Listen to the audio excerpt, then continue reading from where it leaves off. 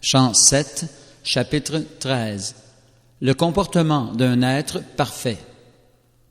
Sri Narada Muni dit: celui qui est à même de cultiver le savoir spirituel doit trancher tous ses liens avec la matière, et gardant tout juste son corps habitable, il doit voyager d'un lieu à un autre, ne passant qu'une seule nuit dans chaque village.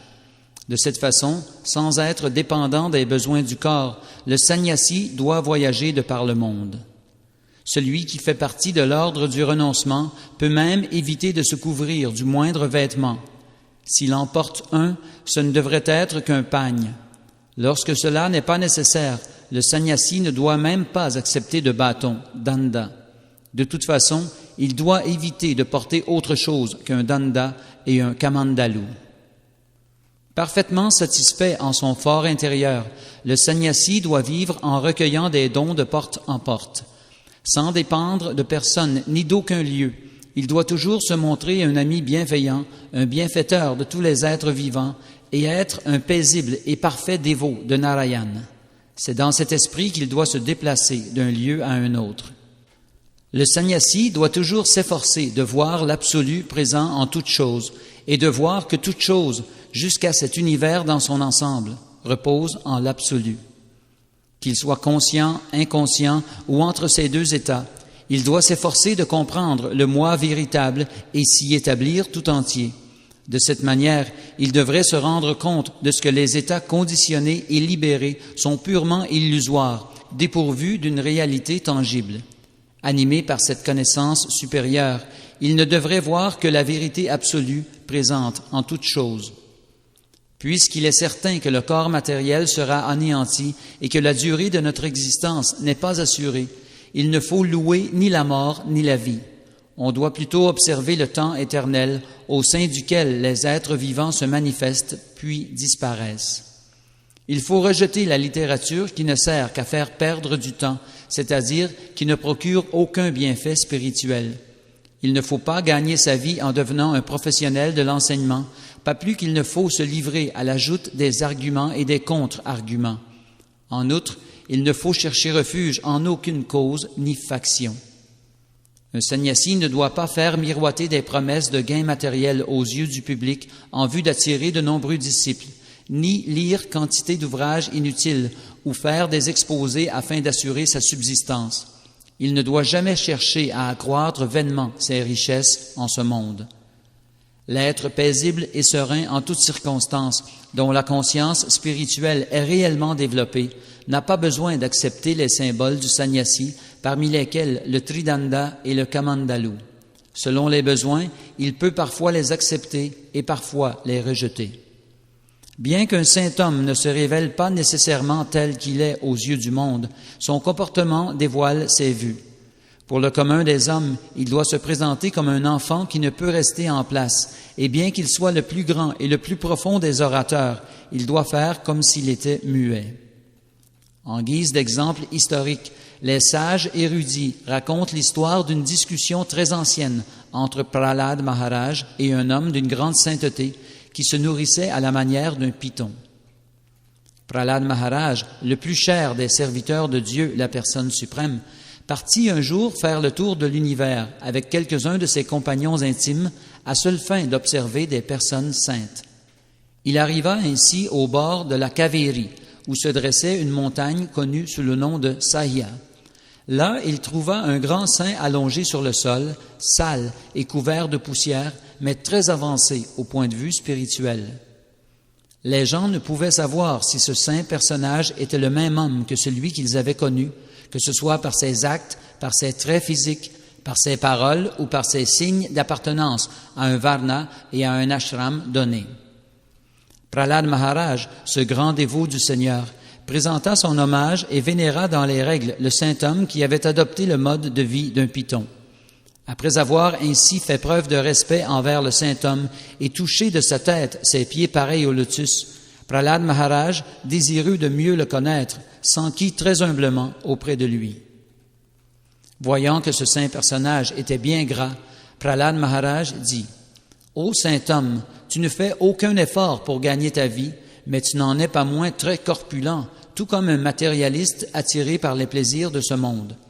Je sais en effet qu'un homme riche qui n'a rien à faire devient extrêmement gras en mangeant, en dormant, sans travailler d'aucune façon. Ô Brahmana, toi qui connais parfaitement la transcendance, tu n'es contraint à aucune activité. Aussi te voyons-nous allongé par terre. Il est également évident que tu n'as aucun argent à dépenser pour satisfaire tes sens. Comment, dès lors, ton corps est-il devenu si gras? Étant donné les circonstances, si tu ne considères pas ma question comme trop impudente, aie la bonté de nous expliquer comment ceci s'est produit. Ta grâce semble érudite, habile et intelligente à tous égards. Tu sais très bien parler et dire des paroles agréables au cœur.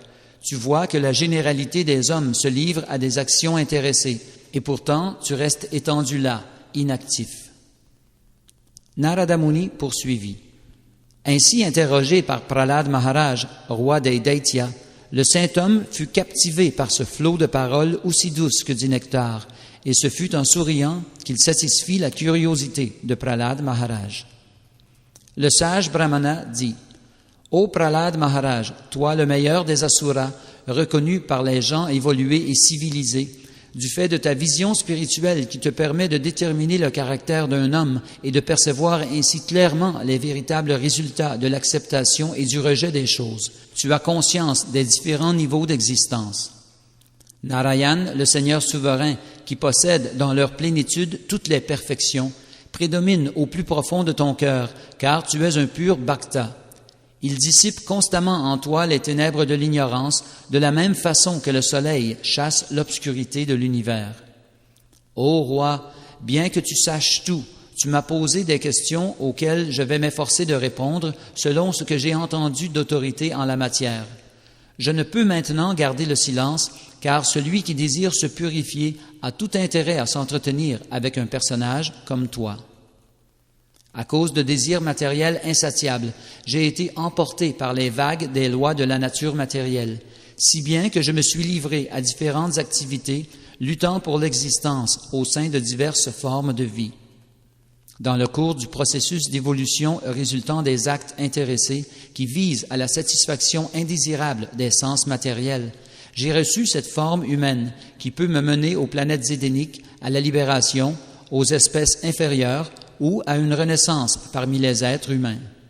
Ayant obtenu cette forme humaine, hommes et femmes s'unissent pour jouir du plaisir sensuel de la chair, mais l'expérience vécue nous révèle qu'aucun d'eux n'est heureux. C'est ainsi que, devant ces résultats contradictoires, j'ai cessé de participer à des activités d'ordre matériel. La condition normale de l'être vivant est celle où il connaît un bonheur spirituel, qui est le vrai bonheur et s'obtient seulement lorsqu'on cesse toute activité à but matériel. La jouissance par les sens matériels ne relève que de l'imagination. Aussi, après avoir considéré cette question, ai-je mis un terme à toutes mes occupations matérielles pour venir m'allonger ici. L'âme conditionnée vivant dans un corps oublie ainsi son véritable intérêt parce qu'elle s'identifie au corps.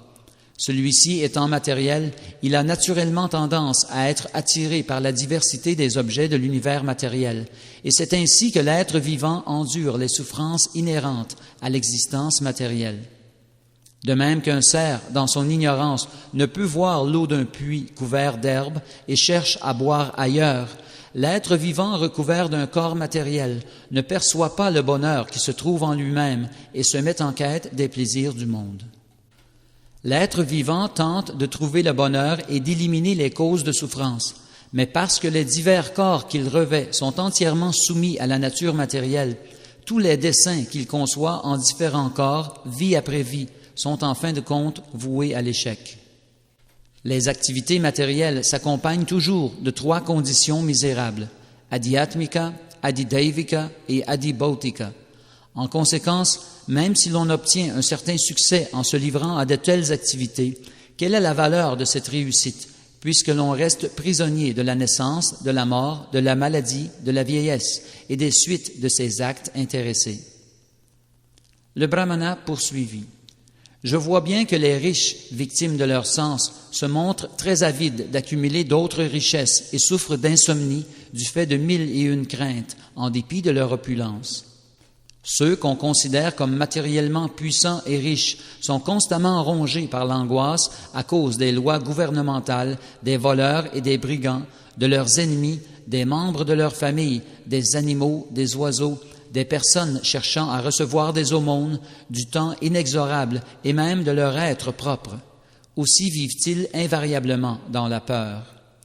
Ceux qui, parmi les êtres humains, possèdent suffisamment d'intelligence doivent se défaire de la cause première de l'affliction, de l'illusion, de la peur, de la colère, de l'attachement, de la pauvreté ou du labeur inutile, cette cause étant le désir d'acquérir vainement prestige et richesse. L'abeille et le python sont deux excellents précepteurs nous montrant de façon exemplaire comment nous satisfaire de peu et la manière de vivre en un lieu sans se déplacer. De l'abeille, j'ai appris à ne pas chercher à accumuler de l'argent, car bien que celui-ci soit aussi doux que le miel, n'importe qui peut tuer son propriétaire pour le lui prendre.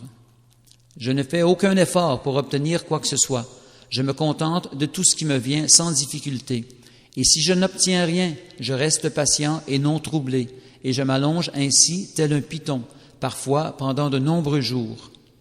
Je mange parfois très peu et parfois beaucoup. Il arrive que la nourriture soit très savoureuse, mais aussi qu'elle soit passée. Du prasad m'est parfois offert avec grand respect, et d'autres fois on me donne à manger de façon négligente.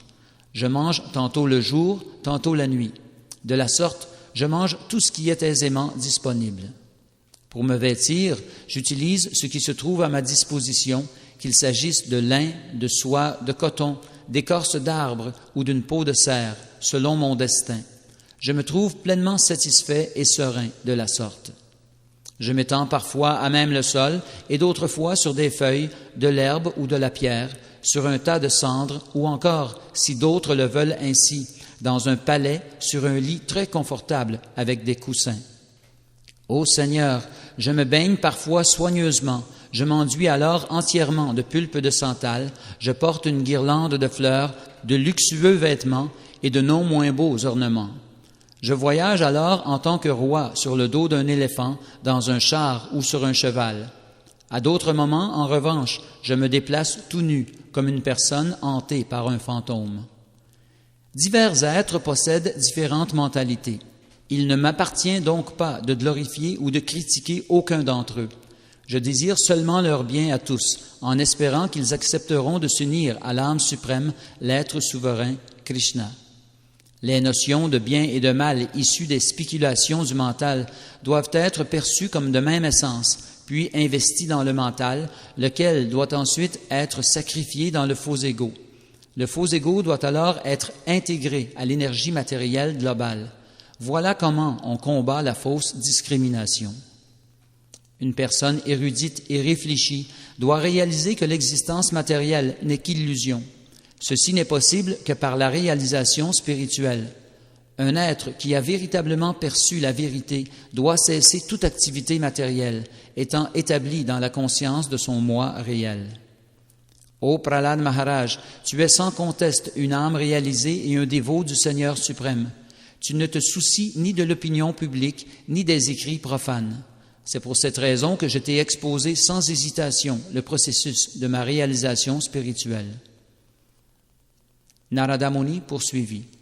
Une fois que Prahlad Maharaj, le roi des Asuras, eut entendu les enseignements de ce saint, il comprit ce qu'était l'occupation d'un être parfait, Paramahamsa. Il vénéra donc le sage comme il se devait, puis, avec sa permission, partit pour sa propre demeure.